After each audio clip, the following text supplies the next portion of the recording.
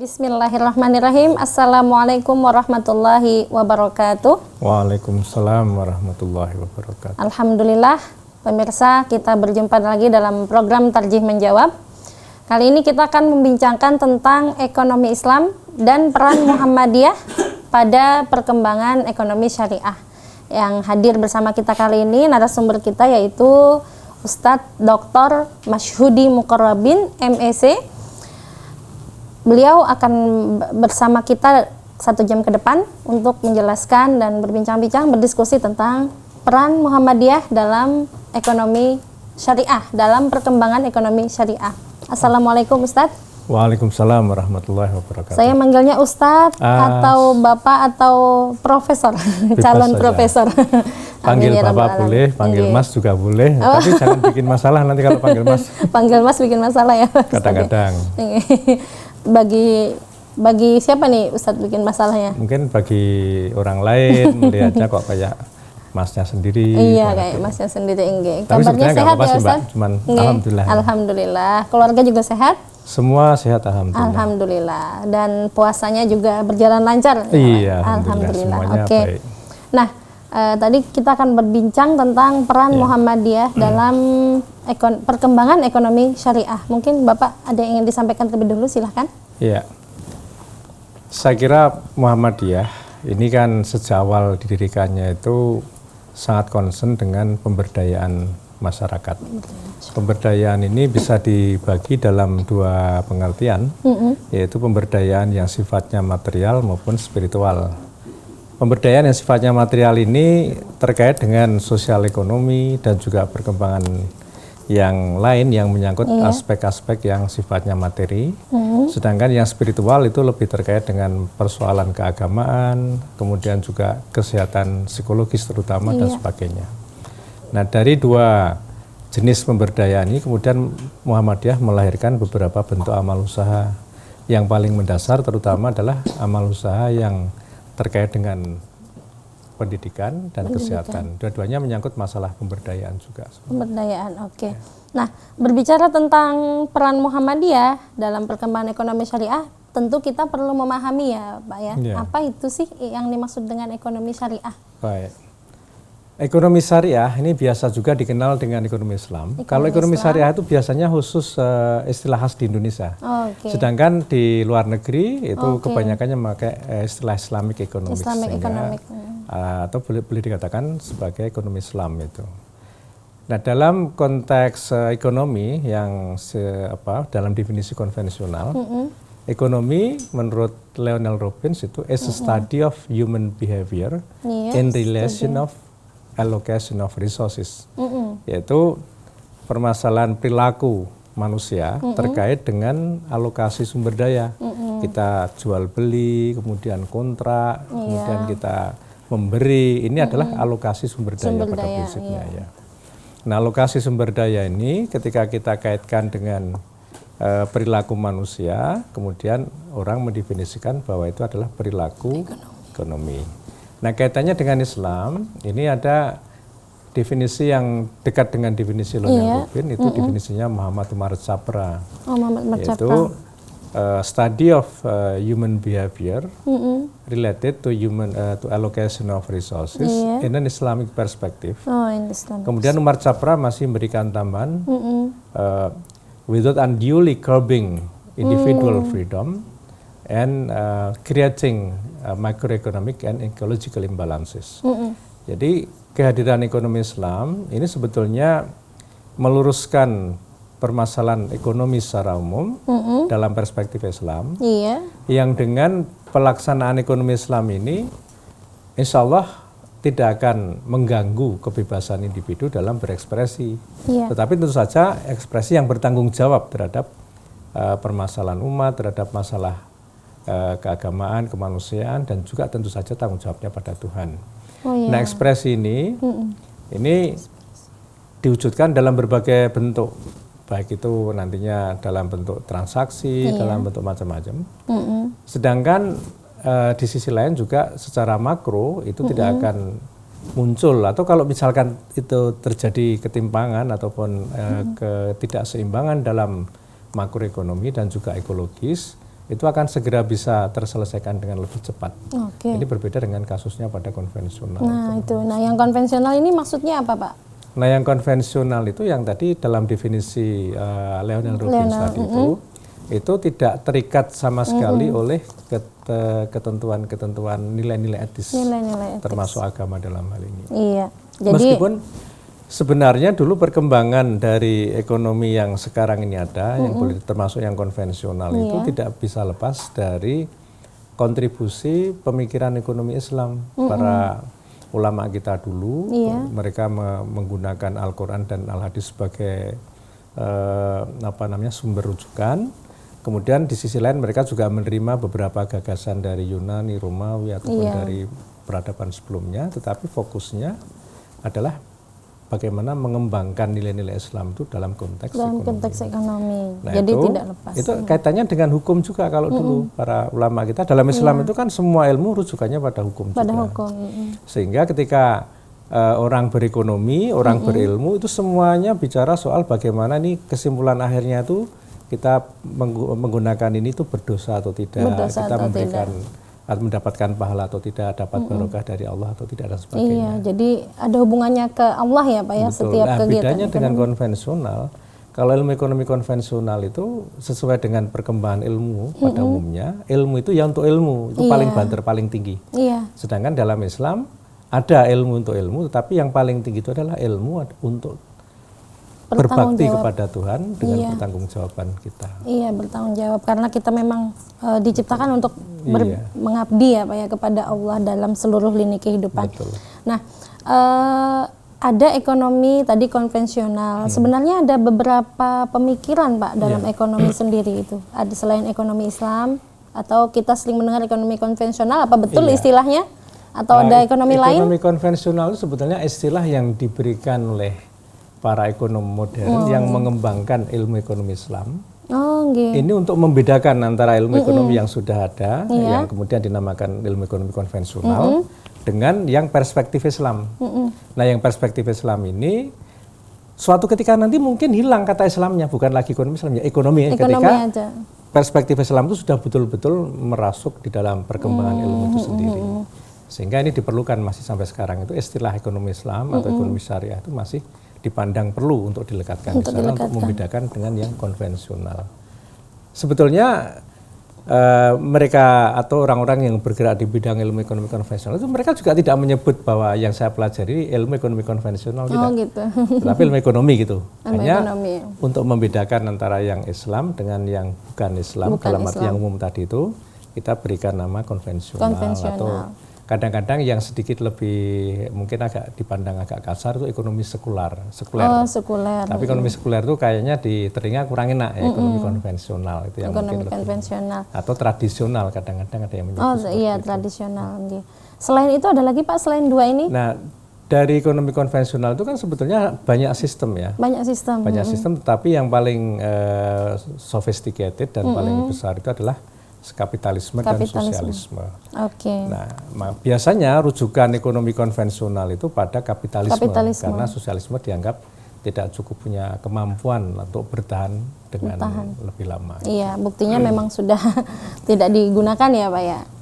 Mungkin masih ada beberapa negara dan juga dalam konteks tertentu di negara-negara kapitalis pun beberapa model itu masih dipakai juga. Sehingga kita sering menyebut ada hybrid economic system. Jadi sistem ekonomi campuran seperti yang terjadi di Cina, kemudian di beberapa negara itu mereka menganut sosialisme sebagai dasar, tetapi siap menerima pasar, menerima pemikiran pada ekonomi pasar. Sebaliknya di Amerika, di Inggris dan di beberapa negara yang notabene adalah kapitalis, mereka juga mengikuti beberapa hal yang menjadi landasan dalam sistem sosialisme. Begitu. Seperti menerima sistem CSR itu kan sebetulnya kan CSR. Mereka mulai menerima pikiran-pikiran sosialisme. Iya, sosialis. Oke.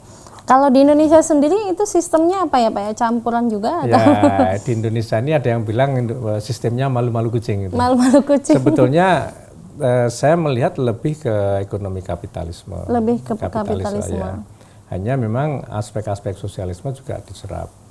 Nah ini saya jadi ingin menambahkan juga tadi hubungan antara sosialisme kapitalisme dengan Islam. Ini kadang-kadang ada satu anggapan bahwa ekonomi Islam itu muncul itu karena kita mencampurkan antara sosialisme dengan kapitalisme, kemudian dikurangi riba, ditambah zakat. Gitu. Jadilah ekonomi Islam. Jadilah ekonomi Islam. Ini sebetulnya satu persepsi yang keliru karena malah ya, Pak. Kalau kita melihat kemunculan sosialisme dan kapitalisme itu justru tidak bisa lepas dari perkembangan pemikiran Islam pada abad pertengahan dulu. Sehingga ketika waktu itu ilmu itu menyatu dengan agama, dengan konsep iman, ilmu dan amal, ketika terjadi transformasi peradaban dari Muslim ke dunia Barat, terjadi pemisahan antara ilmu dengan agama ini. Mengapa misah? Orang Barat yang sudah punya agama Nasrani, mereka siap menerima ilmunya, tetapi tidak siap menerima agamanya, sehingga agama tetap ditinggal untuk umat Islam, sementara ilmunya dibawa ke sana. Iya, diambil ilmunya saja intinya begitu ya Pak ya. Iya, masih akan berbincang-bincang lagi ya Pak ya, tetapi kita harus mempersilahkan yang mau lihat berikut ini, jangan kemana-mana pemirsa, tetap bersama kami dalam Tarjih Menjawab.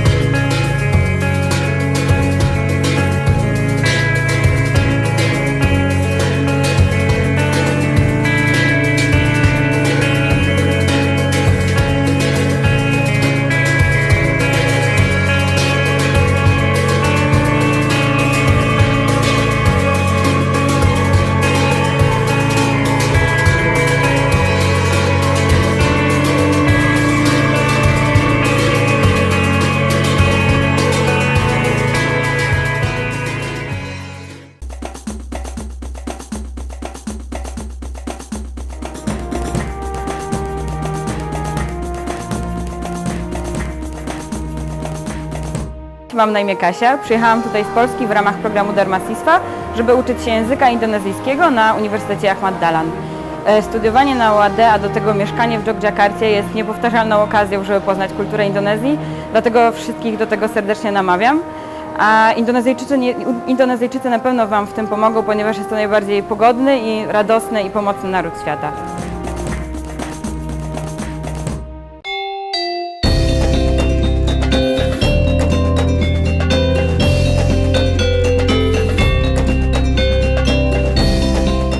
Universitas Ahmad Dahlan, internationally recognized university.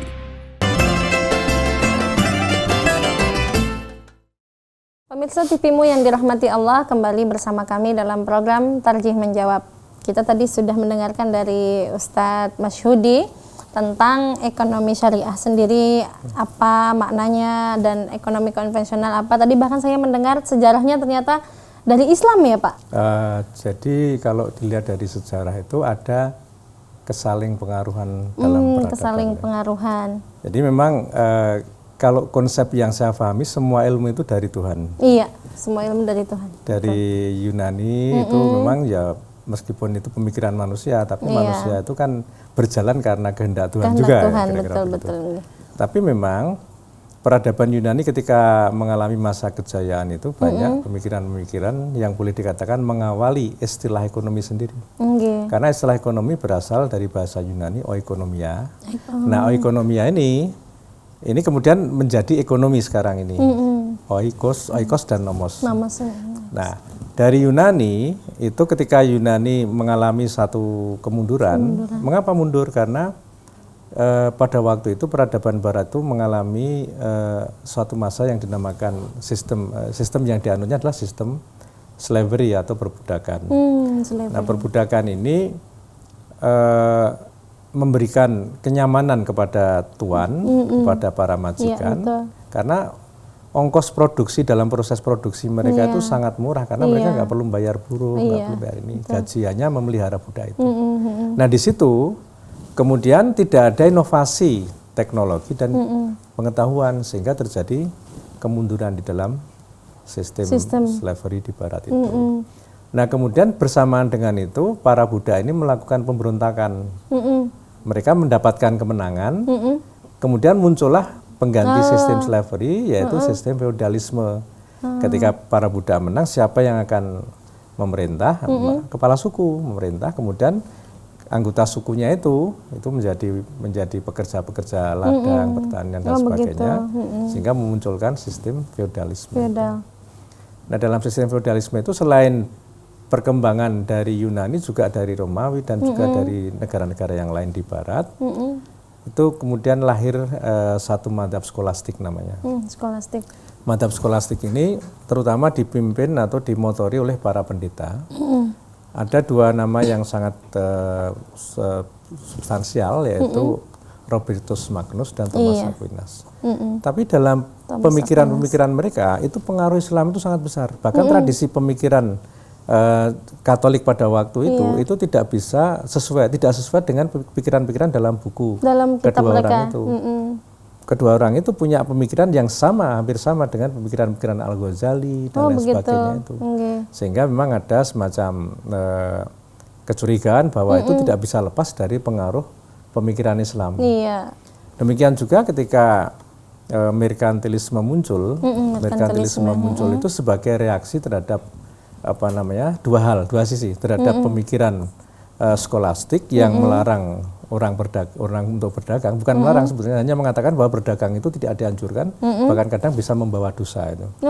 Itu konsep dalam skolastik. Nah, itu kemudian ditentang oleh para raja, oleh para pemerintahan di Inggris, di Perancis dan sebagainya. Mereka di sisi lain ingin merespon kemajuan perdagangan umat Islam, sehingga para raja itu, pemerintah itu memerintahkan kepada para pengusaha untuk melakukan produksi besar-besaran.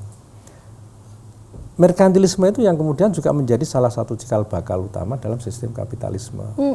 Tetapi di sisi lain yang saya ingin juga tambahkan dalam konteks keilmuan, merkantilisme itu kemudian mendorong munculnya revolusi industri yang hampir bersamaan datangnya. Sehingga memberikan satu kemajuan yang cukup besar dalam masyarakat Barat. Munculnya modernisme itu juga bisa berangkat dari diantaranya dengan dipacu dengan tonggak-tonggak sejarah penting seperti revolusi industri, kemudian enlightenment dan sebagainya itu. Nah, pada waktu transformasi itulah ketika sebelum masuk merkantilisme itu masyarakat Barat itu berada dalam situasi yang relatif mundur, termasuk juga merkantilisme awal masyarakat Barat masih berada dalam keterbelakangan.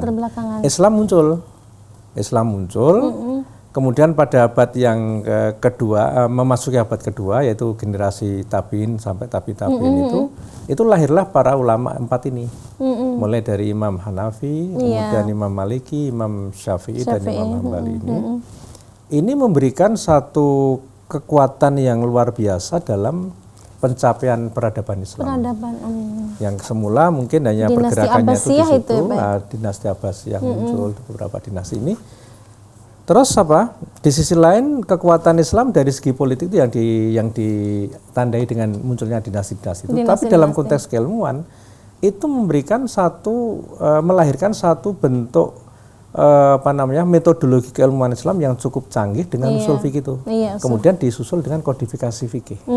Nah, ini satu hal yang sangat luar biasa yang kemudian diikuti dengan perkembangan ilmu yang sangat luar biasa. Ilmu melahirkan teknologi, teknologi melahirkan bangunan-bangunan, melahirkan infrastruktur, peralatan dan sebagainya. Itulah yang kemudian dikhawatirkan oleh masyarakat Barat sehingga mereka harus mengimbangi, maka munculnya merkantilisme itu. Oh begitu. Ini ada beberapa aspek yang jadi sebenarnya saling ini apa ya, berhubungan, saling berkaitan. Di sini kemajuan peradaban, di sini sedang mengalami krisis berarti atau awal-awal. Iya, awal-awal krisis itu kemudian mereka belajar kepada umat Islam. Di sisi lain, itulah salah satu channel dari perkembangan ekonomi itu, pemikiran ekonomi itu selain melalui perang, melalui perdagangan, melalui pembelajaran dan sebagainya. Pada waktu itu masyarakat Barat itu belajar kepada umat Islam dengan bahasa Arab. Yang dipelajari bukan agama Islam, tapi yang dipelajari itu adalah ilmu, tetapi ilmu terkait dengan agama. Jadi ketika masyarakat Barat mereka belajar ke negara-negara Muslim atau negara Arab, mereka mempelajari ilmu dengan bahasa Arab. Ini sekarang terbalik, orang Islam belajar ke Barat dengan pengantar bahasa Inggris. Itu namanya yang kita pelajari sekarang semua ya Pak? Iya, nudawilumha bainan nas. Nah ini ketika masyarakat Barat belajar ke umat Islam itu, kemudian akhirnya mereka bawa masyarakat Islam setelah mengalami puncak kejayaan, mereka lupa terjadi korupsi di mana-mana. Kemudian banyak para penguasa dan para pebisnis itu memanfaatkan ayat-ayat untuk kepentingan bisnisnya, kepentingan politiknya dan sebagainya. Maka para ulama khawatir, sehingga para ulama sepakat untuk menutup pintu ijtihad. Nah sejak itulah kemudian umat Islam menjadi tambah mundur. Jadi ketika korupsi di mana-mana, kemudian umat Islam mengalami kemunduran, ditambah lagi ketidakberanian mengambil inisiatif untuk berijtihad. Oh, jadi begitu sejarahnya Pak ya. Wah, seru sekali berbincang sejarah. Umat Islam, masyarakat Barat mulai naik. Nah saat ini kenaikan masyarakat Barat itu sudah mulai ada tanda-tanda mulai declining atau dari atas menurun. Apakah persoalannya? Apakah kita siap untuk mengambil alih? Mengambil alih. Ini masalah. Nah inilah kembali ke peran Muhammadiyah dalam ekonomi syariah. Nah, sebentar, sebelum ke sana tadi saya teruskan sedikit. Jadi dari merkantilisme itu kemudian lahir lagi sebagai oposisi atau ketidaksetujuan terhadap merkantilisme, satu madzhab yang dinamakan Fisiokrat. Fisiokrat itu back to nature. Itu yang secara konseptual memberikan dukungan pada kapitalisme. Kalau yang secara faktual tadi diperkuat oleh merkantilis, maka Fisiokrat ini memberikan gagasan-gagasan yang sifatnya akademik, kemudian back to nature itu kembali kepada pertanian, kembali kepada pasar. Nah disitulah kemudian memunculkan laissez-faire itu, konsep laissez-faire itu muncul di situ. Kemudian secara akademik mulai dikembangkan gagasan-gagasan ilmu yang kemudian diperkuat lagi dengan munculnya classical economics. Classical economics yang dimotori oleh Adam Smith dan kawan-kawannya sampai sekarang ini berkembang dengan beberapa madzhab-madzhab tambahan. Jadi itu sejarahnya ya Pak ya. Habis itu kita umat Islam juga punya perspektif lagi. Jadi kayaknya ada linknya sebenarnya ya Pak ya. Hanya kemudian ketika kita bawa ke Islam, itu ada kesadaran umat Islam yang tinggi bahwa kita harus mengembalikan kesatuan ilmu, tidak memisah-misah dalam konteks ekonomi dan juga dalam praktek-prakteknya antara konsep iman, ilmu dan amal itu harus menyatu. Maka pada tahun 1976 itu diawali satu muktamar yang dinamakan International Conference on Islamic Economics di Makkah Mukarramah. Itu Muhammadiyah berperan nggak di sana Pak? Muhammadiyah pada waktu itu sebetulnya bukan Muhammadiyahnya, tapi orang-orang yang memiliki pemahaman Muhammadiyah. Di sana dari Indonesia itu ada Pak Nasir, kemudian ada Profesor Halide, dan satu lagi Profesor Rashidi. Jadi kebetulan ini Dewan Dakwah yang pada awalnya itu mendapatkan kontak pertama itu dari bukan Dewan Dakwah tapi ada Robitoh Alam Islami itu ya. Kemudian karena ada irisan antara Dewan Dakwah dengan Muhammadiyah pada waktu dalam konteks pemahaman dalam sosial, ekonomi dan sebagainya. Jadi kita pun termasuk begitu ya Pak ya, tetapi walaupun tidak atas nama organisasi, tapi personal karena ada irisan pemikiran. Kita akan kembali lagi Pak, tetapi kita silahkan dulu yang mau lihat berikut ini. Jangan kemana-mana pemirsa, tetaplah bersama kami dalam program Tarjih Menjawab.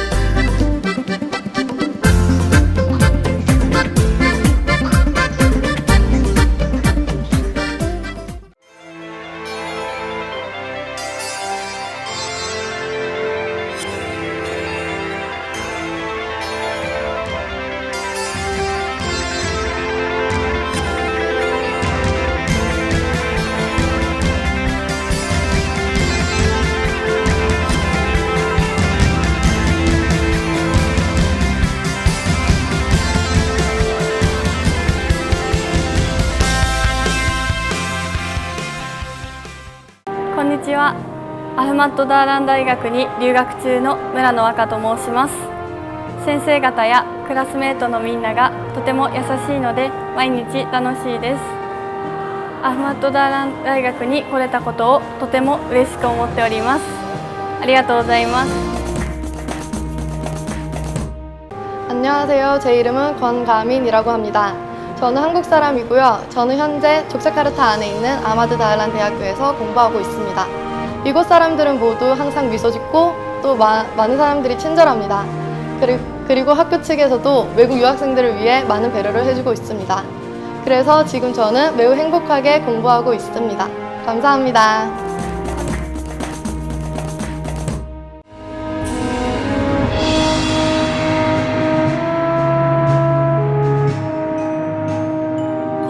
Universitas Ahmad Dahlan adalah perguruan tinggi Muhammadiyah yang unggul dan mampu beradaptasi terhadap perubahan global dan secara berkelanjutan menghasilkan lulusan yang berdaya saing tinggi dan mampu menjaga moral and intellectual integrity dalam kehidupan.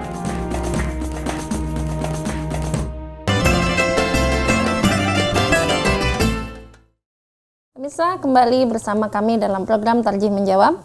Kita akan melanjutkan perbincangan kita dengan Ustadz Masyhudi Muqarrabin tentang peran Muhammadiyah dalam perkembangan ekonomi syariah ya Pak ya. Tadi kita sudah menjelaskan panjang tadi Ustadz atau Bapak menjelaskan apa itu ekonomi Islam atau ekonomi syariah kalau yang terkenal di Indonesia, perbedaannya dengan ekonomi yang lain begitu ya Pak ya. Kemudian sekarang kita beralih ke peran tadi ya Pak ya. Nah, kalau Bapak sendiri melihat atau mengamati perannya Muhammadiyah dalam ekonomi syariah ini apa saja Pak? Dalam bidang apa saja dan bentuknya apa saja begitu? Baik, bismillahirrahmanirrahim. Terima kasih sebelumnya ya. Di awal tadi saya sudah menjelaskan tentang kelahiran Muhammadiyah, itu kan terkait dengan pemberdayaan masyarakat. Nah, di situ ada ekonomi juga. Pemberdayaan dalam bidang ekonomi, ketika kita mengingat sejarah, misalnya mungkin juga diulas dalam film Sang Pencerah itu kan ada bagi-bagi uang, makanan, pakaian dan sebagainya, itu bagian dari pemberdayaan ekonomi juga. Sehingga peran Muhammadiyah dalam pengembangan ataupun perkembangan ekonomi Islam itu ya sejak kelahirannya ya. Sudah berperan ya Pak ya. Walaupun tidak dalam nama begitu. Tidak dalam nama. Ya. Hanya ketika perkembangan ekonomi Islam modern ini yang tadi dipicu atau diinisiasi dengan Muktamar di Makkah tadi yang saya sampaikan tadi tahun 97. Itu Muhammadiyah meskipun tidak tampak secara formal itu muncul di situ, Muhammadiyah memang belum memberikan respon yang ada pada waktu karena memang itu belum banyak direspon oleh masyarakat secara umum. Iya, memang ya. Baru kemudian pada tahun 90-an itu ada perkembangan baru yang menarik dengan datangnya ekonomi Islam itu ke Indonesia, itu diawali dengan munculnya misalnya Bank Muamalat dan sebagainya. Itu dianggap sebagai titik awal dari perkembangan ekonomi dan perbankan Islam di Indonesia. Tapi pemikiran-pemikiran sebetulnya sudah jalan banyak, termasuk juga pemikiran tentang munculnya BMT, munculnya lembaga-lembaga zakat dan sebagainya. Itu sebetulnya juga bergerak dalam bidang ekonomi Islam. Tapi ketika pembicaraan kita kan kemudian dalam konteks ekonomi Islam modern ini kan. Nah, seberapa jauh atau seberapa peran Muhammadiyah dalam perkembangan pemikiran ekonomi modern yang dilandasi pada perspektif Islam saat ini, itu punya beberapa peran baik dari segi pendidikan. Atau bisa kita klasifikasikan lah dalam pendidikan, keilmuan kemudian, ya Pak ya. Keilmuan maupun praktikal. Atau praktek-prakteknya.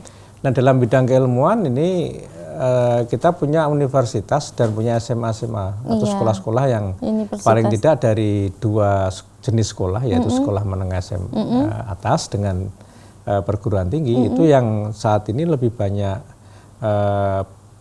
bergelut juga di bidang yang terutama di fakultas-fakultas ekonomi dan fakultas agama ya, yang ada muamalah ataupun syariahnya, itu mulai mengembangkan ilmunya dengan mendirikan program-program studi yang disebut ekonomi Islam dengan berbagai variasi namanya, yaitu ada ekonomi perbankan Islam, keuangan Islam, atau syariah dan sebagainya.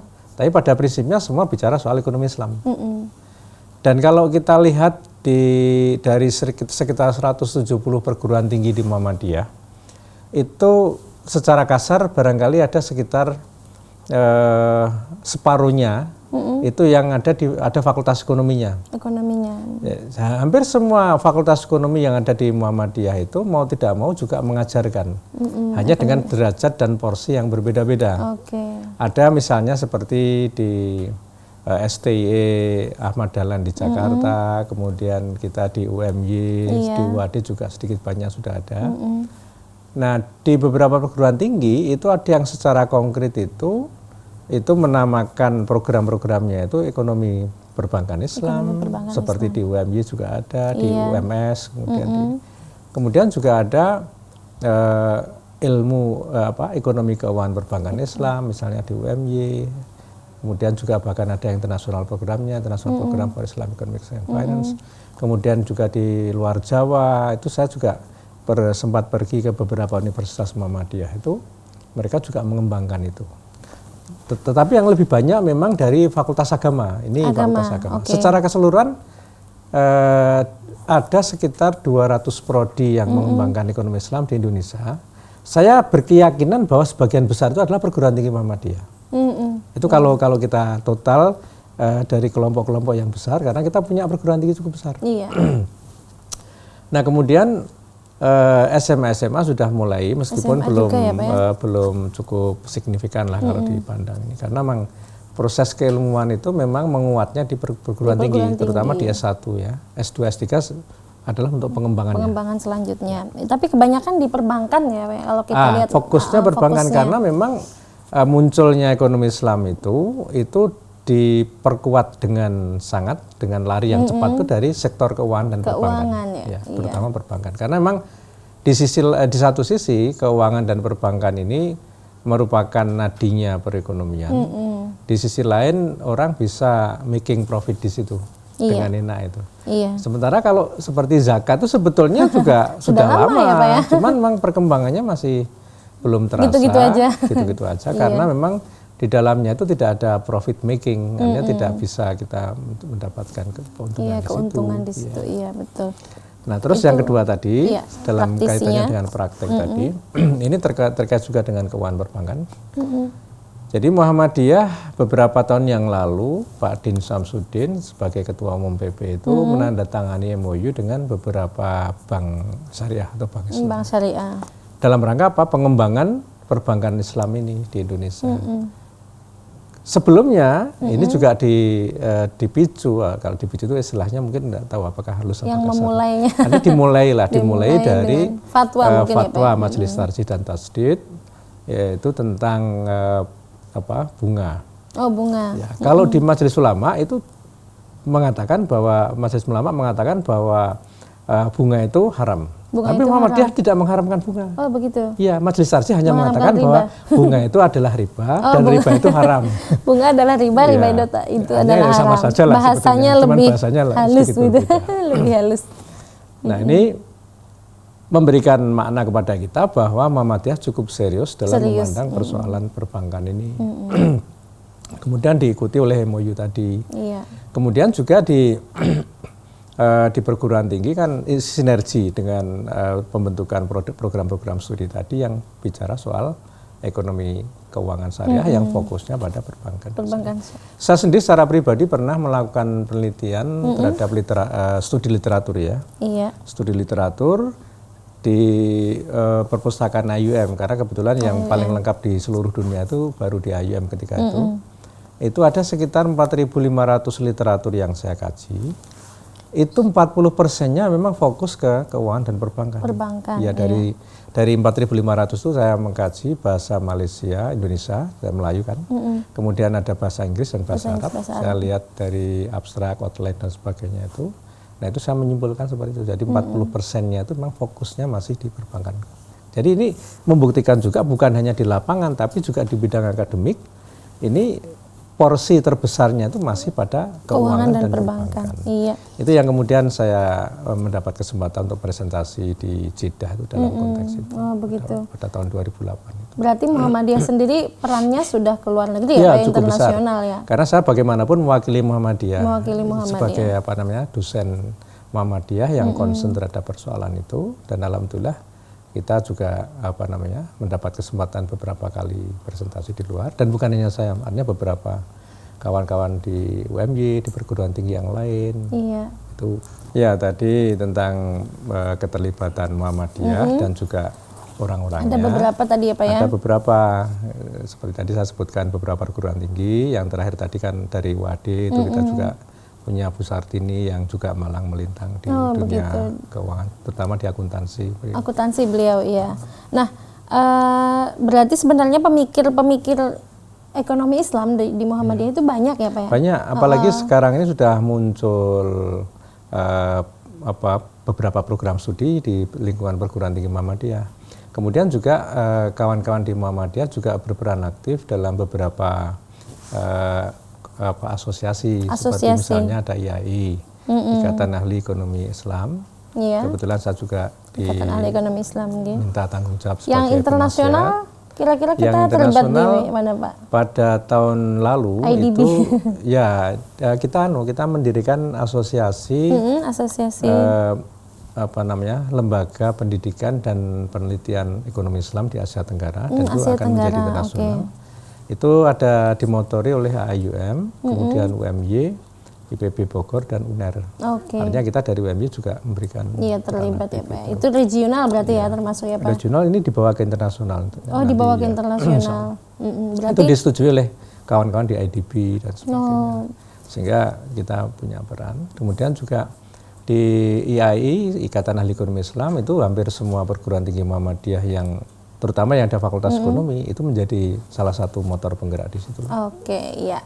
Nanti akan kita lanjutkan lagi ya Pak ya, bincang-bincang dengan Pak Masyudi tentang ekonomi Islam dan juga peran Muhammadiyah dalam perkembangan ekonomi syariah, tetapi setelah yang mau lewat berikut ini.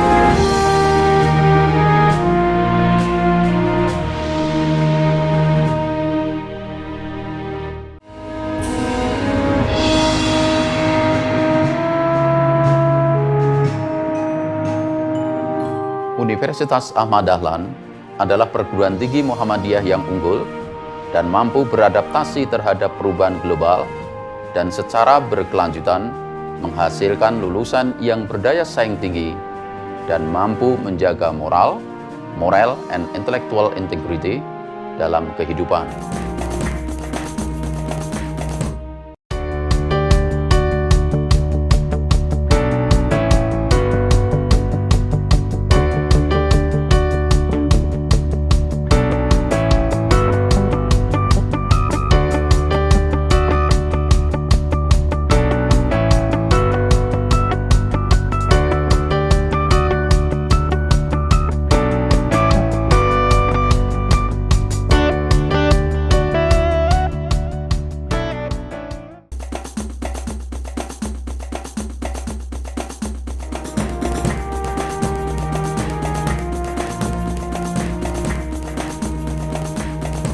Mam na imię Kasia. Przyjechałam tutaj z Polski w ramach programu Darmasistwa, żeby uczyć się języka indonezyjskiego na Uniwersytecie Ahmad Dahlan.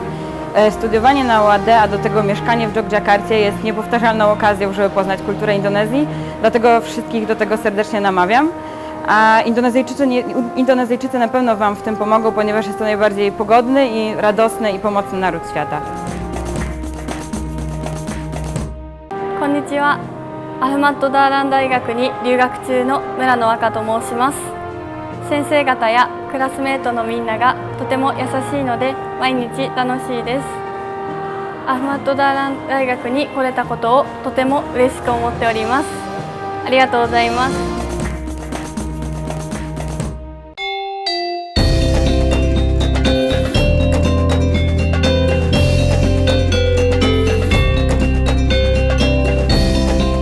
Universitas Ahmad Dahlan Internationally Recognized University.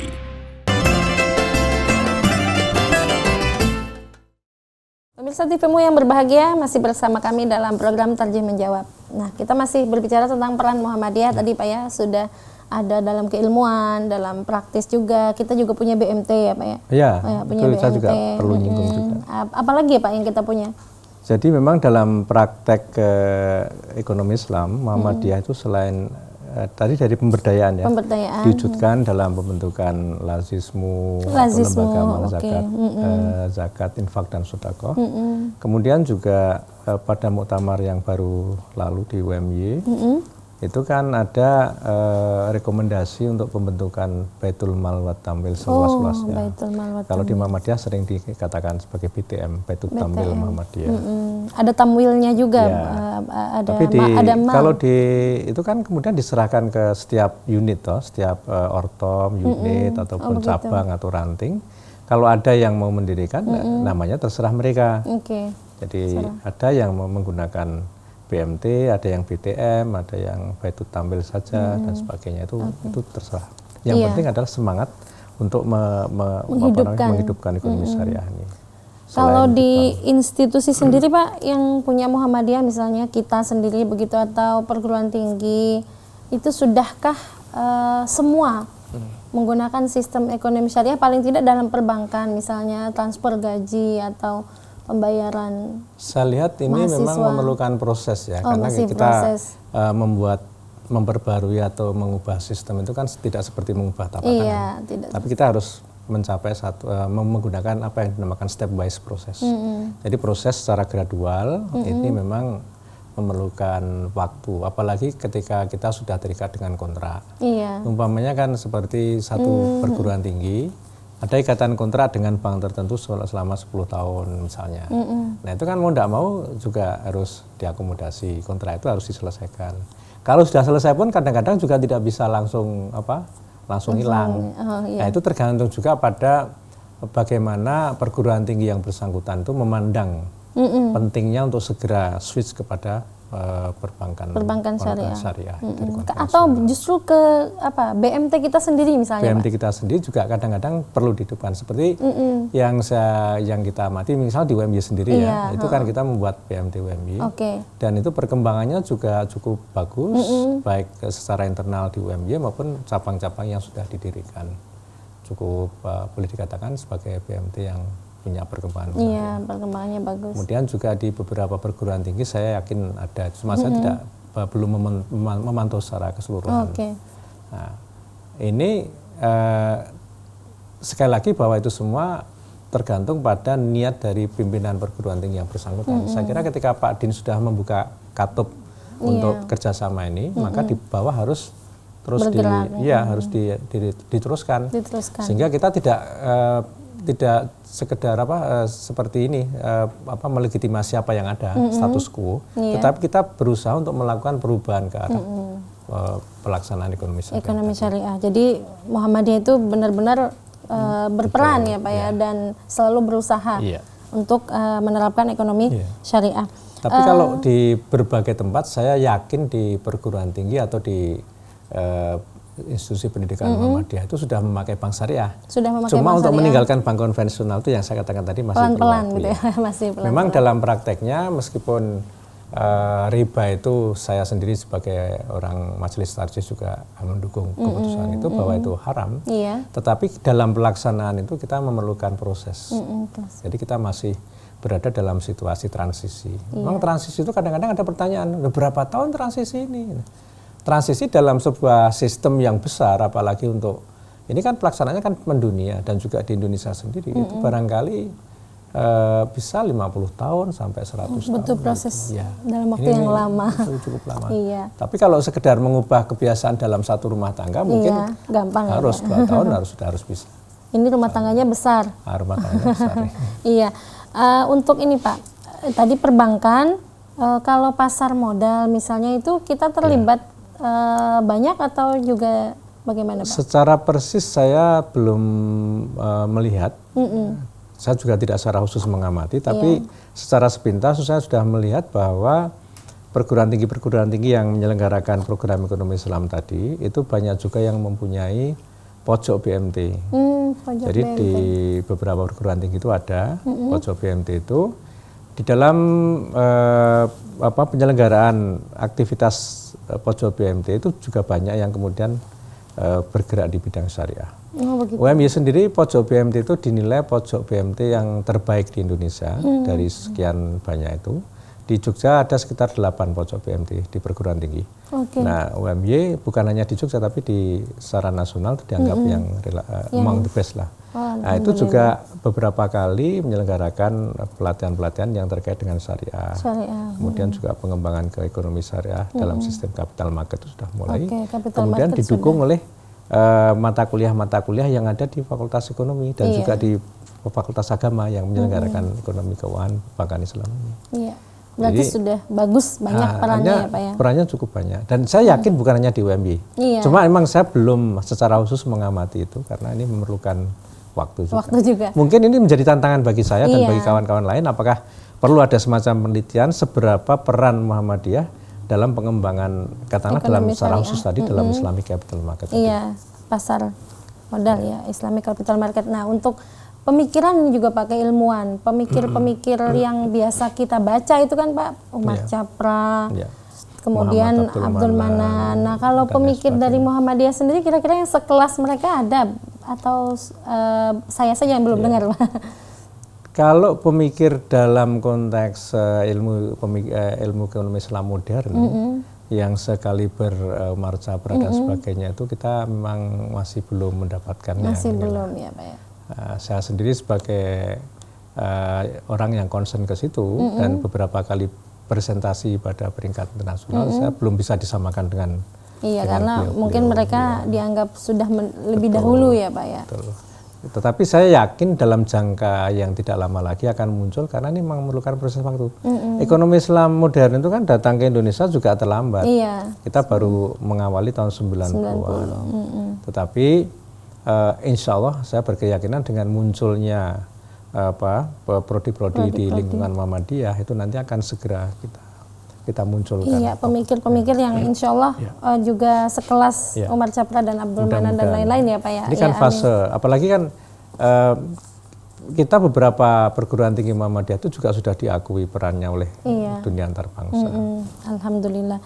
Nah, itu tadi tentang keilmuan, praktek, kemudian kira-kira nih Bapak sebagai anggota Tarjih juga, sebagai anggota Muhammadiyah juga, dan sekaligus concern ke ekonomi syariah, apa Pak yang masih kurang dari kita ini selain tadi pemikirnya masih mengarah ke tahap internasional begitu ya Pak ya, yang sekelas Umar Chapra, apalagi kira-kira Pak yang perlu kita benahi, kita terus kembangkan untuk peran kita dalam ekonomi syariah ini? Baik, saya kira yang pertama peran di bidang akademik ini.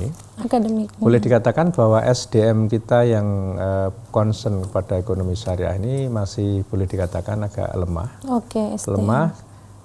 Dari satu sisi mereka yang berada di Fakultas Ekonomi itu mereka memang boleh dikatakan banyak yang ahli di bidang ekonomi. Tetapi ketika dibawa ke syariah itu ekspertisnya masih kurang.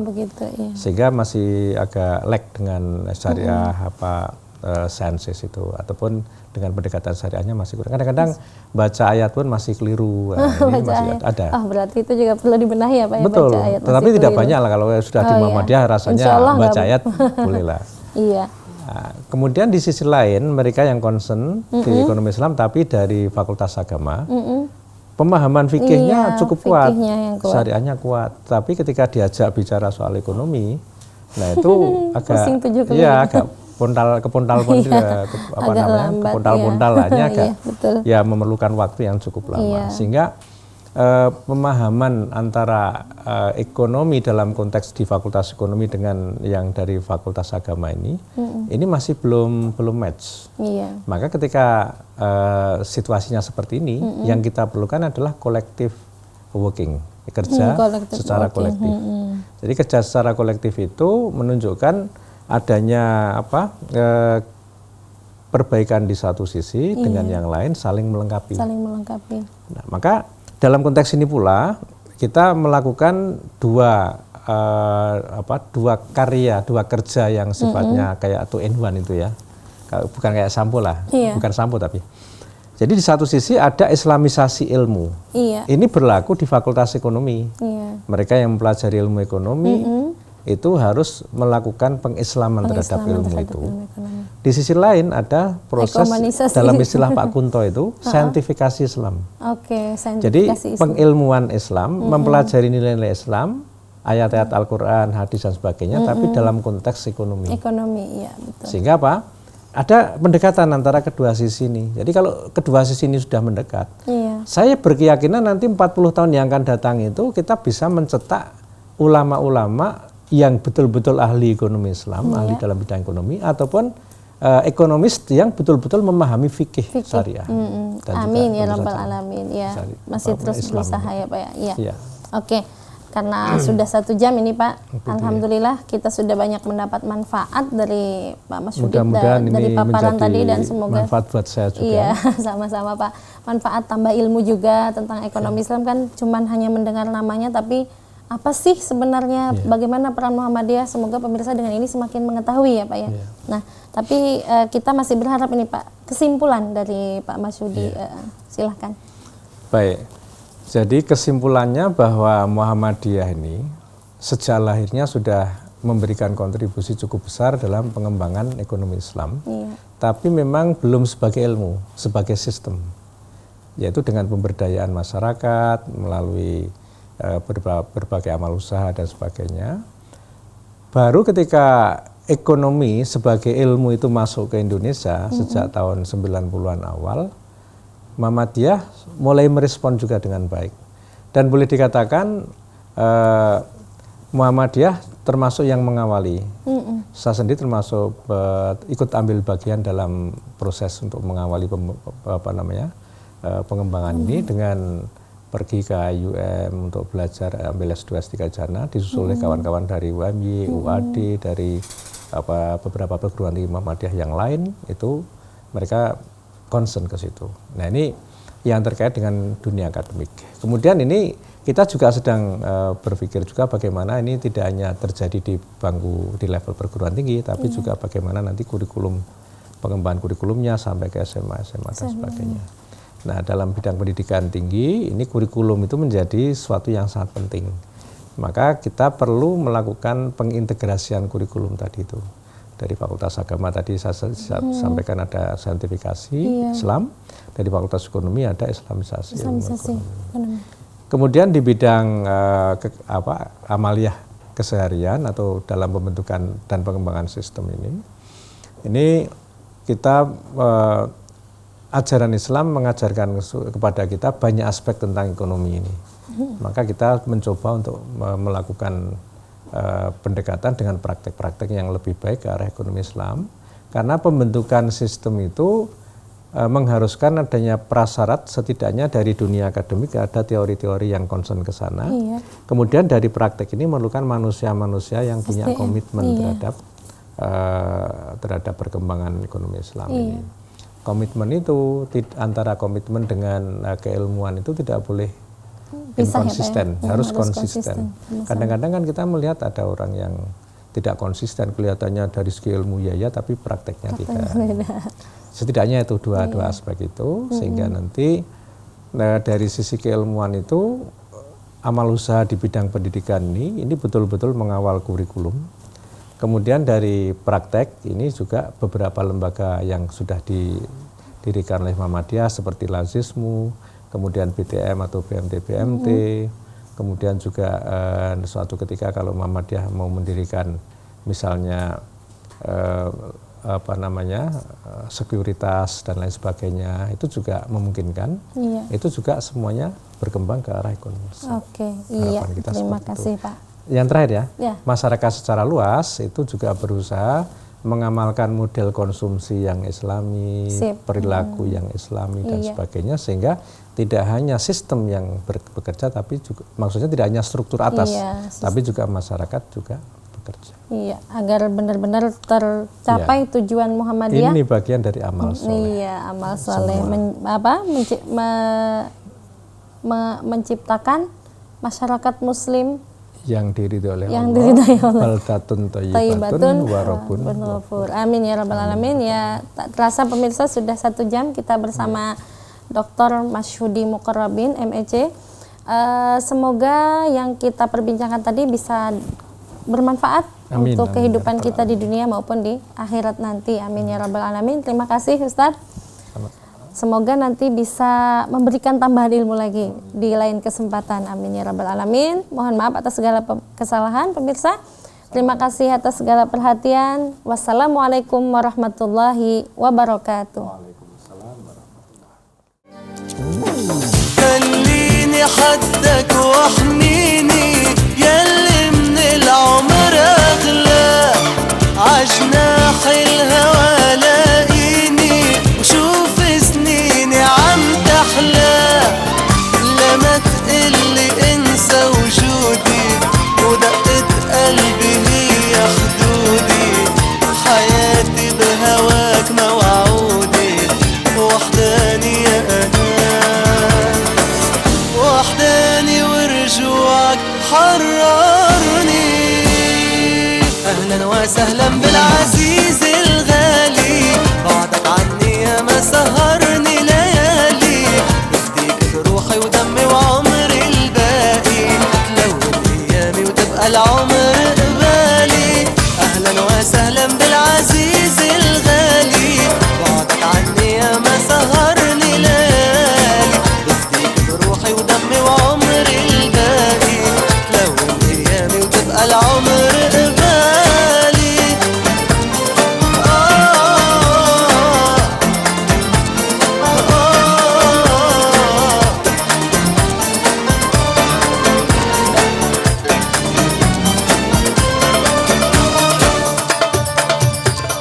هلا يا هلا أهلا وسهلا بالعزيز الغالي بعدك سهرني ليالي ليالي بفديك بروحي ودمي وعمري الباقي تلون أيامي وتبقى العمر قبالي أهلا وسهلا بالعزيز الغالي بعدك عني يا ما سهرني ليالي بفديك بروحي ودمي وعمري الباقي تلون أيامي وتبقى العمر قبالي